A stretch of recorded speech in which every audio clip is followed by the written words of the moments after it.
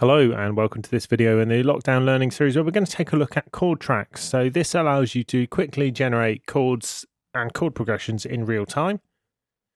This is great if you don't have good keyboard skills, but it's also good if you do have good keyboard skills, as it may provide you with some inspiration for chords you may not have thought of. So let's get started.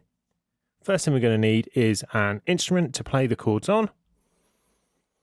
So in this case I'm going to pick Halion Sonic SE. And load up 80s string ensemble. So you get the idea where we're going with that.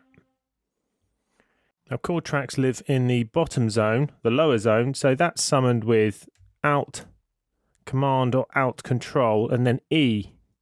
So that brings that up and then drops that away again. So you'll see there's 4 different things you can have in here: the mix console, the editor, which you've probably seen in there, but also sampler control, which you may have seen if you use sampler tracks, and chord pads. So chord pads work as a chord generator. So there's 2 ways you can use them. You can use them on screen. So by default, we have this sort of diatonic chord progression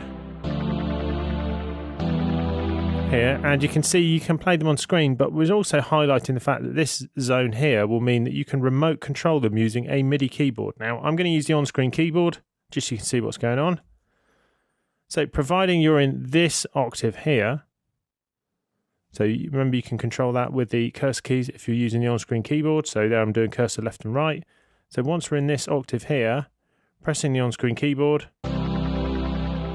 makes that work as you would expect.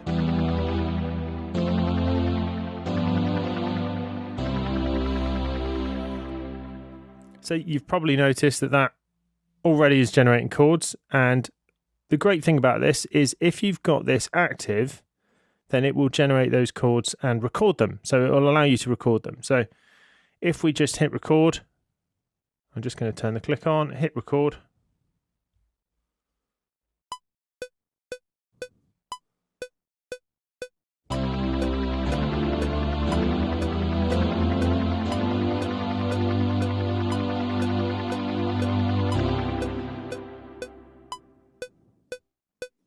As straightforward as that. So if you're not great with your keyboard skills, or possibly you don't understand what these chords mean, this could be doubly useful because A, it will allow you to generate them, but also you'll be able to open them up and see what's happening with them. So that allows you to create this pretty quickly. Now, as ever, there are presets. So in this case, I would strongly recommend exploring the presets because the default mostly diatonic. So these are chords which you would expect to find in the key, and then there's some 7th chords which don't belong in the key but can be useful. But most importantly, let's load some chord pad presets. So if we go to load chord pads preset, so let's go to favorite pop chords. Now this is 2 examples of a really common group of chords which you've probably heard a million times in 2 different keys. So we've got one in the key of C, one in the key of E. So here you've probably heard this a million times.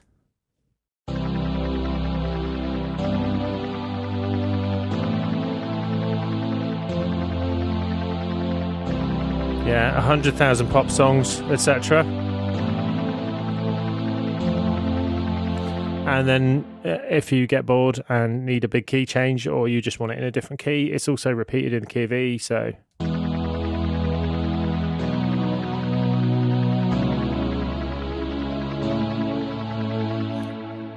Etc. So that's pretty useful. You can learn loads from just looking through these and seeing what chords are in there.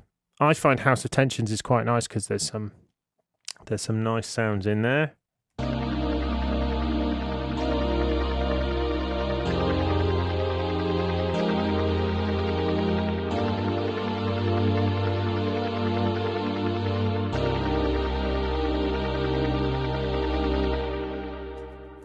So there's plenty to explore here just by loading up a sound, loading up a preset, noodling around for a bit, and then recording the result of that. And remember, of course, because of the way this works, and it generates MIDI, you can go in and edit it afterwards. So just double clicking to open that up. Then if there's anything you don't like exactly, particularly because some of these are changing inversion, so sometimes the notes will move around. But if you don't like the particular inversion of the chord, so the inversion is the order of the notes within the chord, you might want a different note on top, and that's really easy to fix. So let's say we wanted to move all of these top notes down an octave. You can just highlight those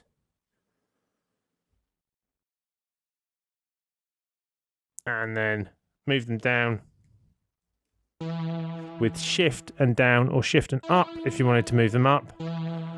That changes it an octave at a time, which means you can quickly alter that chord progression so that the note you want is on top, because often that's the note you're most aware of. So by doing that, we've now changed this. So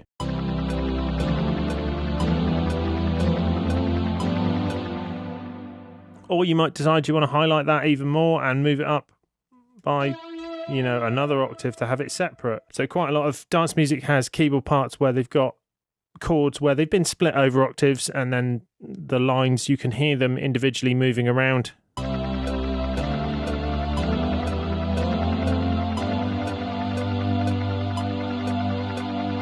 So that's really highlighting the tension in the top of that, etc. So that may or may not be what you're after. That's an introduction to Chord Pads. In future videos, we're going to look at a couple of other features they've got, which I find particularly useful, and hopefully you will too. But I hope you found that useful, and I'll see you again soon.